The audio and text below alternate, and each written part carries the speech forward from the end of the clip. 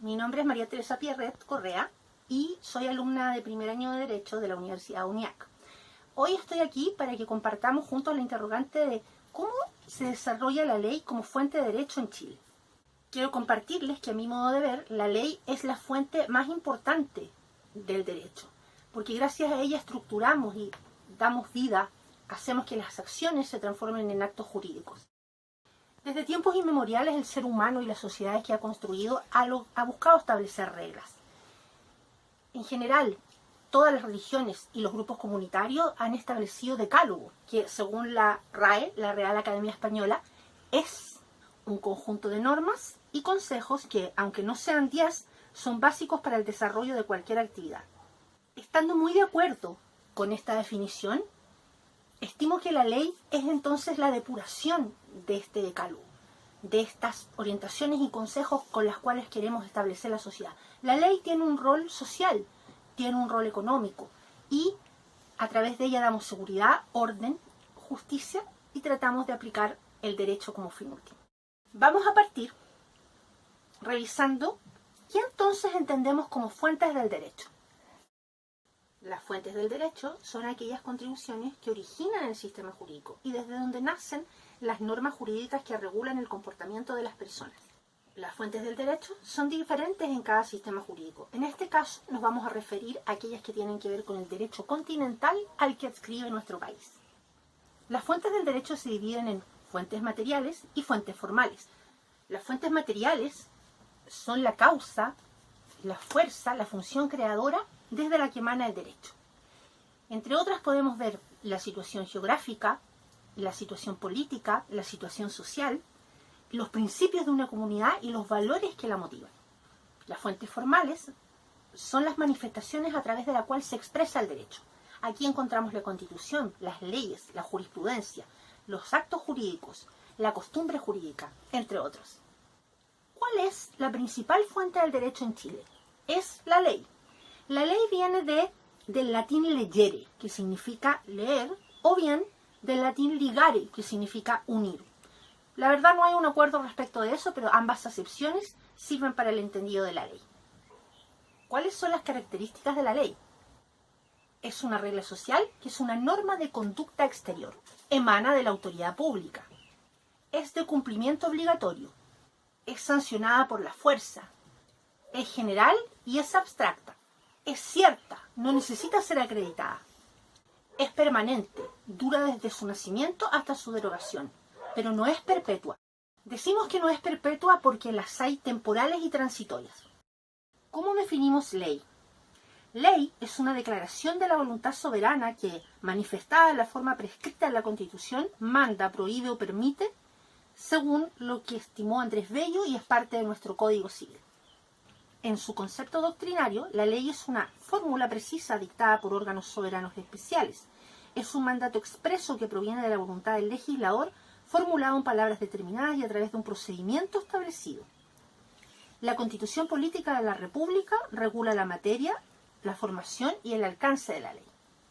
La definición que aparece en el Código Civil de ley recibe críticas por parte de algunos juristas, en cuanto a su forma y su fondo. Respecto del fondo, Arturo Alessandri Rodríguez, jurista chileno del siglo XX, señala que no da una idea del objeto de la ley ni de lo que es la ley en sí misma. Esto indica que no señala sus características específicas y no indica que debe ceñirse los principios de la justicia natural. Sobre su forma, recibe crítica en cuanto a que se entiende el texto como que la ley manda, prohíbe o permite según cómo está redactada la Constitución, según los mandatos de la Constitución, y no como la expresión de la voluntad del poder soberano. En mi opinión, la crítica respecto del fondo la comparto, ya que creo que falta las características dentro de la definición. Sin embargo, no estoy de acuerdo con la crítica de forma, ya que estimo que el texto es claro, se entiende en el contexto del Código Civil y me parece una exageración de la hermenéutica jurídica en este caso. Estimo que el párrafo se explica completamente correcto dentro de lo gramatical. Incluso podríamos sumarlo dentro de los elementos de interpretación de la ley en el elemento lógico, incluso en el sistemático, a la luz de lo que indica el mismo código. Otra interrogante que nos ayuda a dilucidar la general es cuáles son los requisitos y clasificaciones de la ley. Vamos a detenernos aquí en varios de los acápites. Hay requisitos externos, que son que la ley esté creada conforme a lo que indica la Constitución y que sea la declaración de la voluntad soberana. También hay requisitos internos que dicen relación con el contenido de la ley. Aquí encontramos que hay leyes imperativas, leyes prohibitivas y leyes permisivas. Vamos a revisar cada una de ellas. Las leyes imperativas mandan a hacer algo, mandatan una acción. No es posible sustraerse de lo que ella indica. Como ejemplo, en el Código Civil, el artículo 131 señala que los cónyuges están obligados a guardarse fe, a socorrerse y ayudarse mutuamente en todas las circunstancias de la vida. El marido y la mujer se deben respeto y protección recíprocos. Las leyes prohibitivas, en cambio, mandan a no hacer algo. Impiden una acción, bajo toda consideración o respeto. Un ejemplo de ley prohibitiva es el siguiente. Código Civil, artículo 402, inciso primero. Es prohibida la donación de bienes raíces del pupilo aun con previo decreto del juez. Las leyes permisivas declaran una determinada facultad, dan oportunidad de realizar un acto o declaran un derecho. Código Civil, artículo 556, inciso primero. Las asociaciones y fundaciones podrán adquirir, conservar y enajenar toda clase de bienes a título gratuito o oneroso, por actos entre vivos o por causa de muerte. Podemos señalar, para concluir, que es difícil determinar las diferencias entre una ley imperativa y prohibitiva en muchas ocasiones, porque toda ley es imperativa, señala un mandato. Para ello es muy necesario conocer la intención del legislador, la historia de la ley, y determinar muy bien cuál es, si es imperativa, prohibitiva o permisiva, ya que de cada una de ellas se derivan distintas sanciones. Cabe destacar que algunas normas pueden tener en un artículo, en distintos incisos, orientaciones imperativas, prohibitivas e incluso tener una también permisiva. Es importante conocer cuál es el incumplimiento para establecer correctamente la sanción que corresponda. Vamos a ver ahora cuáles son las clasificaciones según el objeto de la ley. Las leyes supletorias, también llamadas integradoras, determinan las consecuencias de los actos jurídicos cuando las partes no las han previsto y tampoco las han regulado de otra manera. Respecto de las leyes prohibitivas o imperativas, se imponen a la voluntad de las partes, que no pueden eludir su cumplimiento. Finalmente, las leyes dispositivas resuelven los conflictos entre personas que no han contratado entre sí. Vamos a ver ahora la tercera clasificación, que es la clasificación de las leyes respecto del órgano del que emanan. Constitución Política de la República es la Carta Fundamental, es la ley fundamental del Estado. En ella se establece la forma de gobierno, los poderes públicos y sus atribuciones, y determina los derechos y garantías para las personas. Las leyes, todas, deben dictarse conforme a ella, y no pueden ir en contra de sus preceptos. Las leyes propiamente tales son las normas aprobadas por el Poder Legislativo conforme a lo que dicta la Constitución. Existen distintas clases de acuerdo a los votos y quórum que necesitan para ser aprobadas, modificadas o derogadas. Vamos a conocer primero las leyes interpretativas de la Constitución, que son las que explican o detallan el sentido de lo que está escrito en la Carta Fundamental. Su aprobación, modificación o derogación necesita 3/5 de los diputados y senadores en ejercicio. Es importante señalar que éstas deben pasar por la revisión y aprobación del Tribunal Constitucional. El Tribunal Constitucional es la instancia que revisa que los proyectos de ley estén conformes a lo señalado y al procedimiento que indica la Constitución. Las leyes orgánicas constitucionales son complementarias a la Constitución y versan sobre materias que aparecen explícitamente en la Carta Fundamental. También pasan por el análisis del Tribunal Constitucional y para su aprobación, derogación o modificación necesitan 4/7 de los diputados y senadores en ejercicio. Las leyes de quórum calificado son aquellas que tratan de materias sociales que la Constitución indica como materia de ley. Para su aprobación, modificación o derogación necesita de la mayoría absoluta de los diputados y senadores en ejercicio. Las leyes de quórum calificado son aquellos que versan sobre materias que señala explícitamente la Constitución. Su aprobación, modificación o derogación requiere de la mayoría absoluta de los diputados y senadores en ejercicio. Las leyes ordinarias o comunes Son aquellas que tratan sobre temas sociales que la Constitución señala como materia de ley.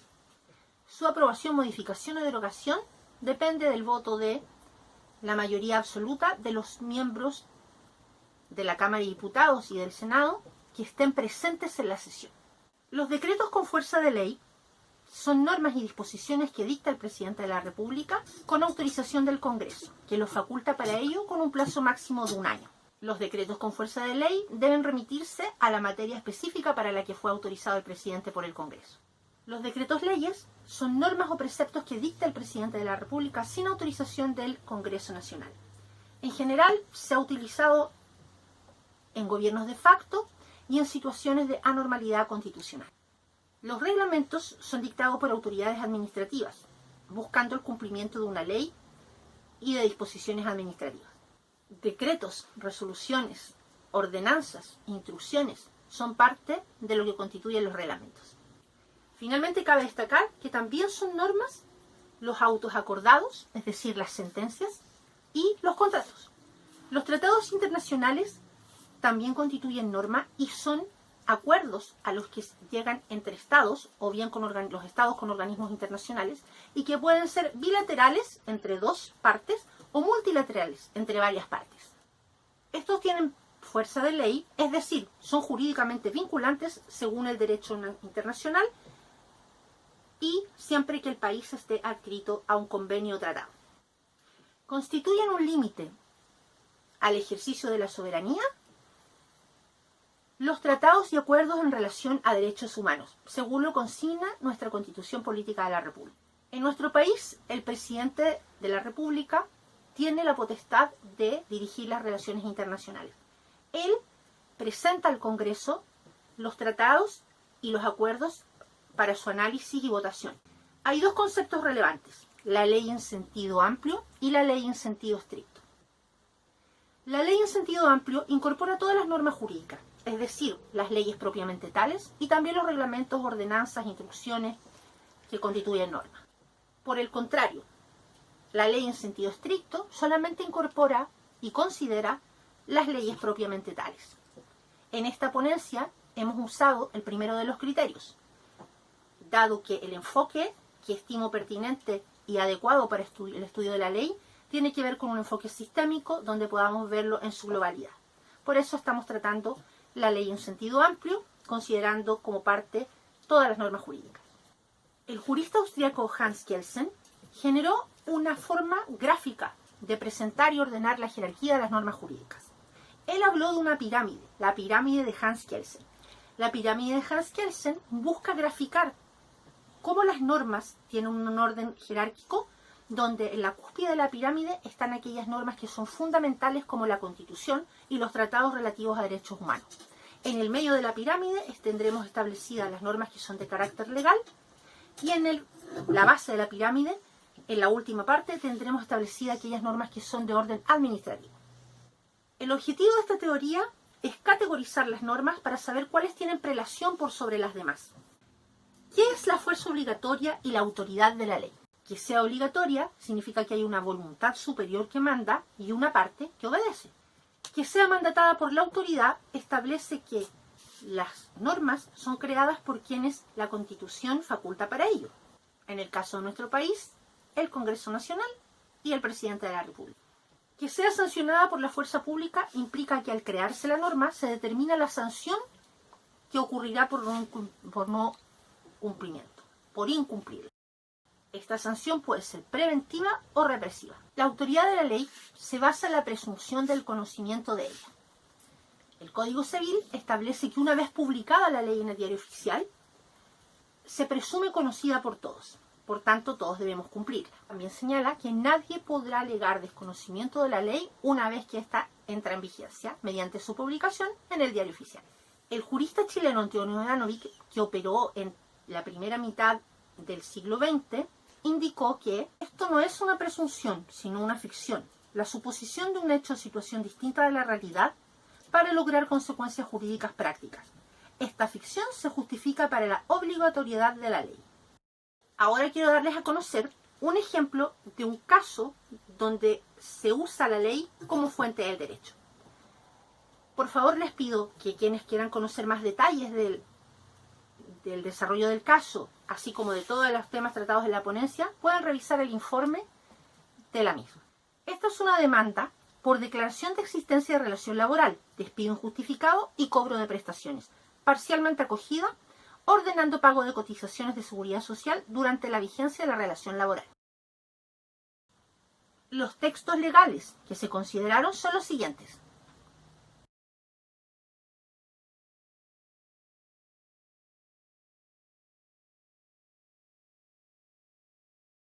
Recordemos que todas estas resoluciones las podemos encontrar en poderjudicial.cl, donde aparecen sentencias de todo tipo de distintos órganos jurídicos y donde se señala específicamente la jurisprudencia, las leyes que se usan, cuáles son los textos jurídicos. Es una lectura muy interesante. Vamos a conocer ahora cuáles son los efectos de la ley en cuanto al tiempo. El primero es el principio de vigencia inmediata. La ley empieza a regir a partir de su publicación en el Diario Oficial.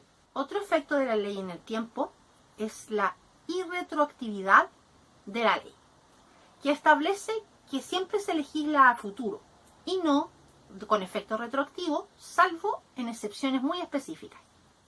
Vamos ahora con los efectos de la ley en cuanto a las personas.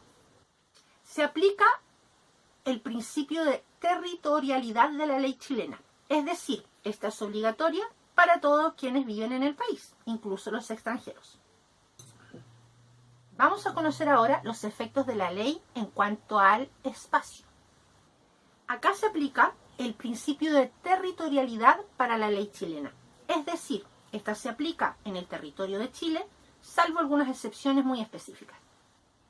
Cabe destacar que además los bienes que están ubicados en Chile se rigen bajo la ley chilena.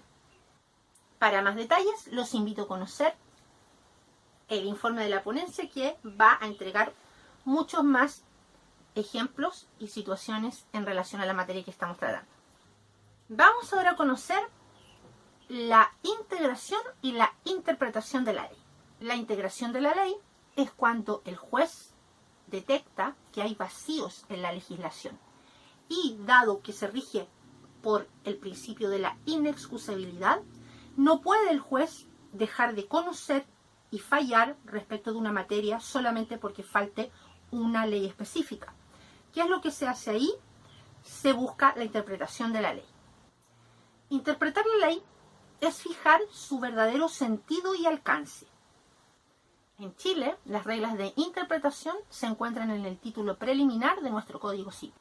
Las clasificaciones principales de la interpretación son, primero, si está reglada o no reglada, de acuerdo si hay disposiciones específicas para desarrollar. La segunda división de la interpretación es si se hace por vía de doctrina privada o bien por vía de autoridad. Los métodos de interpretación doctrinaria no tienen fuerza obligatoria y son desarrolladas por jurisconsultos, abogados y expertos en la materia. La interpretación por la vía de autoridad emana del legislador, del juez o de otros organismos facultados para interpretar la ley. Dentro de la interpretación por la vía de la autoridad tenemos la interpretación legal o auténtica, que es la que realiza el legislador, tiene fuerza obligatoria y no está sujeta a ninguna reglamentación. Otra de las interpretaciones por la vía de autoridad es la interpretación judicial, que es la que realiza el juez en relación a un litigio específico. Esta tiene fuerza obligatoria en ese litigio específico y sus normas de interpretación están contenidos en el Código Civil. Finalmente, otra de las interpretaciones por vía de autoridad es la interpretación administrativa, que realiza alguno de los órganos administrativos que tiene potestad fiscalizadora. Para más detalles, los invito a conocer el informe de la ponencia que va a entregar muchos más ejemplos y situaciones en relación a la materia que estamos tratando. Vamos a conocer ahora una parte muy, a mi juicio, entretenida de la ley que tiene que ver con los aforismos. Un aforismo es una frase, una sentencia breve que se propone como regla para una ciencia o un arte. Vamos a la lectura, algunos en relación a la materia de esta ponencia. Dice, a generales sensu. Eso significa, donde la ley no distingue, no es lícito al intérprete distinguir. A contrario sensu. Incluida una cosa, se entiende excluida las demás. A pari. Esto es un argumento de analogía. que habla, donde existe la misma razón, debe existir la misma disposición. Finalmente, para entregar y poder compartir un elemento creativo con quienes están viendo esta ponencia, me gustaría compartir la lectura de un acróstico. Este acróstico va a aparecer en la pantalla y dice relación con la ley. Luz en las tinieblas nos ayuda a encontrar el camino. Lejos de sentir miedo, enfrentamos las dificultades que yacen en lo profundo del alma. Libertad, igualdad y justicia anhelan los hombres desde siempre. Lejos de mostrar miedo en el camino, expresan su sentir, yendo siempre a su encuentro sin temor. Muy agradecida de esta oportunidad que me ha permitido aumentar mis conocimientos, poder reflexionar en torno al sistema jurídico y ir construyendo las aspiraciones que tengo de ser una futura operadora del derecho. Muchísimas gracias, a su disposición. Hasta pronto.